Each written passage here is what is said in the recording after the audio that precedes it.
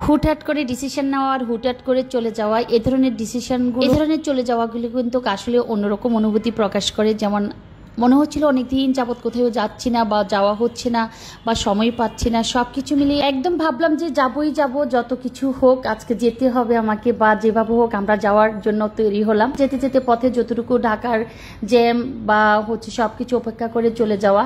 তো এখানে হচ্ছে আমরা এয়ারপোর্টের যত কিছু নিয়মকানুন আছে সব কিছু আমরা আস্তে আস্তে ক্লোজ করে তারপরে একটুখানি রেস্ট নিয়ে তারপরে হচ্ছে যখন ওনারা আমাদেরকে ডাকবে তখনই আমরা চলে যাওয়ার জন্য একদম তাড়াহুড়ো করে প্লেনের কাছাকাছি চলে যাব। ততটুকু পর্যন্ত আমি সবার সাথে সবকিছু শেয়ার করব। এদিকে হচ্ছে আমাদের বোর্ডিং পাস বা সব হচ্ছে, তারপরে হচ্ছে কিছুটা অল্প অল্প করে ভিডিও ধারণ করছি, যেহেতু ওনারা আমাকে ভিডিও ধারণ করতে দিচ্ছে না, কারণ এখানে কোনো নিয়ম ছিল না যে ভিডিও ধারণ করার মতো।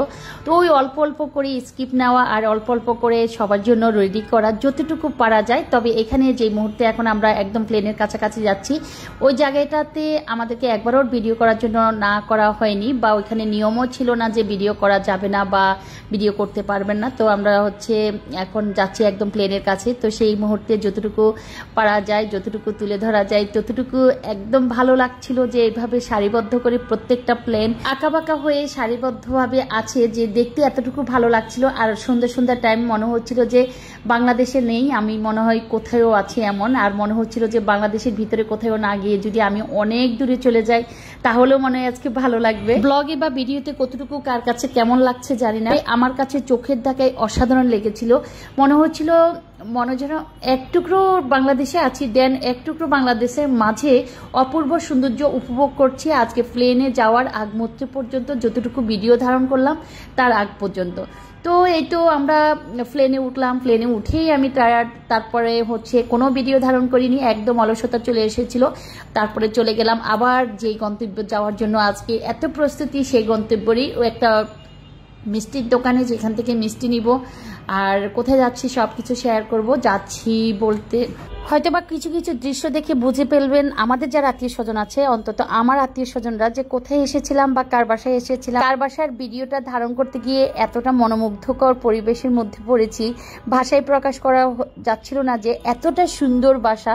অনেক কলসতার মাঝে কিন্তু আজকের ভ্রমণটা, এখানেও আমি পথে পথে কোনো ভিডিও ধারণ করিনি। মিষ্টির দোকান আর ফলের দোকান থেকে ফল মিষ্টি নিয়ে বাসায় চলে এসেছিলাম। তো বাসায় এসে প্রথমে দেখলাম যে ওই যে সুন্দর বলতে একটা কথা আছে, যে আপনার যে পরিবেশে যাবেন, যেখানে যাবেন সেখানে গিয়ে যদি আপনার মানে ঢোকার সাথে সাথে বাসার ভিতরে হোক বা হোটেল হোক, সব কিছুতে যখনই আপনি যাবেন প্রথম দেখাতে যদি ভালো লাগে, পরে কিন্তু প্রত্যেকটা জিনিস আপনার নজর কাড়া মনে হবে। তো আসলে নজর কাড়া মনে হবে এটা কথার কথা বলা, কিন্তু আমার আসলে সত্যি ওই বাসায় আমার মামার বাসা, আমি যেখানে গিয়েছিলাম এতক্ষণ পর্যন্ত বিভিন্ন কথা শেয়ার করতে গিয়ে বলতেই পারিনি যে কার বাসায় যাচ্ছি। হ্যাঁ, চিটাগং মামার বাসায় গিয়েছিলাম। তো মামার বাসায় যাওয়ার পর আসলে মামা নিজের মন মতো বাসাটা সাজিয়েছেন। তো সবচেয়ে বেশি ভালো লেগেছে প্রত্যেকটা রুম, প্রতিটা ডেকোরেশন, প্রত্যেকটা ইন্টেরিয়রের কাজগুলো আমার কাছে চোখ ধাঁধানো মনে হয়েছে। প্রতিটা রুমের ইন্টেরিয়রের কাজ বা কালারগুলো বা প্রত্যেকটা রুমের মানে ছোট ছোট ছোট ছোট কাজগুলো আমার কাছে মানে মনে হয়েছে যে অনেক জল্পনা কল্পনার পর বাসাটাকে সাজিয়েছে। ইন্টেরিয়রের কাজ করার পরও কিন্তু আমরা যারা ইন্টেরিয়রের কাজ করিয়েছি বাসায়, তার মাঝে আমার কাছে মামার বাসাটা সবচেয়ে বেশি বেটার মনে হয়েছে, আমার বাসার তুলনায়ও অনেক বেটার। আমি আমার বাসা আমার মতো করতে পারি নাই, যেহেতু আসলে অনেক সময় করতে গেলেও হয় না, যেহেতু আমার বাসায় অনেক গেস্ট থাকে, আমাকে বিভিন্ন সাইড মনে রেখে তারপরে কালারের উপর আমার মন মানসিকতা নিতে হয়েছে যে না, আমার এই কালারটা আমার বাসায় আমাকে দিতে হবে, এই কালারটা আমার বাসায় আমার সাথে যাবে না, বা আমার যে ফ্যামিলি বা যে মেহমান আমি সামলিয়ে তারপরে সারাদিন থাকি, সেই ক্ষেত্রে আমার বাসায় প্রত্যেকটা রুমে এই কালারটা দিলে এরকম হবে, বা এই সোফার কালার আমাকে একটু ডিপ কালারের মাঝে যেতে হয়েছে।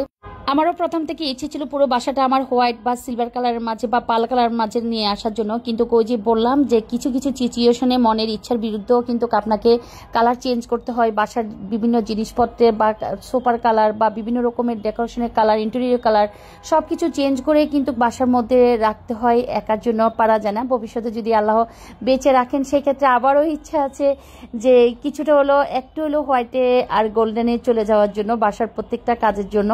তো মামার বাসায় তো আমি আসলে কথায় কথায় অনেক কথাই বলে ফেলেছি। দেন হচ্ছে প্রত্যেকটা রুমকে আমি এখনো দেখাইনি, আগামী পর্বে বা আগামী দিন ইনশাল্লাহ আমি যদি সময় পাই, হাতে যদি ছোট্ট একটু সময় থাকে, সেক্ষেত্রে আমি পুরো বাসার ভিডিওটা আপনাদের মাঝে আবার তুলে ধরবো। আজকে হচ্ছে জাস্ট আপনাদের মাঝে অল্প অল্প করে প্রত্যেকটা রুমের কথা আমি মৌখিকভাবে শেয়ার করেছি। তো প্রথমে আসার পরে আমাদেরকে নীলামণি ওয়েলকাম জুস দিয়েছিল, যেহেতু এই প্রথম ইন্টেরিয়রের কাজ করার পর আমরা ওই বাসায় গিয়েছিলাম, আর ও অনেক ভালোবাসে আমাদেরকে। আর তানবীর মামার কথা কাকে কিভাবে বলবো, আমার যারা আত্মীয় স্বজন এই মুহূর্তে ব্লগ দেখছেন তারা হয়তো বা তানবীর মামার কথা শুনে এখনই বুঝে ফেলেছেন মামা মামা বলতে কোন মামার বাসায় গিয়েছি।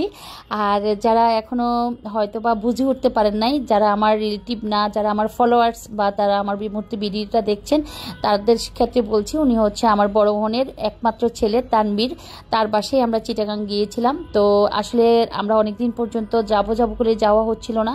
আর আমি হচ্ছে কোথায় যাব খুঁজে পাচ্ছিলাম না এমন একটা প্লেস যেখানে গেলে আমার ক্ষণিকের জন্য ভালো লাগবে। তো মানে ডিসিশন নিলাম যে আপার বাসায় বা তানবীর মামার বাসায় গেলে কিছুটা মনে একটু হলো নিজেকে ডিপ্রেশন থেকে বা বিভিন্ন ব্যস্ততা থেকে মুক্ত করে একটু ভালো লাগা কাজ করবে। তো আমরা যাওয়ার পর তো অনেকগুলো আইটেম, এগুলো আর কি বলবো। যাওয়ার আগ মুহূর্তে আমি ফোন করে বলেছিলাম যে চিটাগাং যাচ্ছি, শুটকি ভর্তা খেতে যাচ্ছি, আর কিছুটা গল্প করা বা একটু ঘুরতে যাওয়া বা একটু ঘুমাতে যাওয়ার জন্যই যাচ্ছি।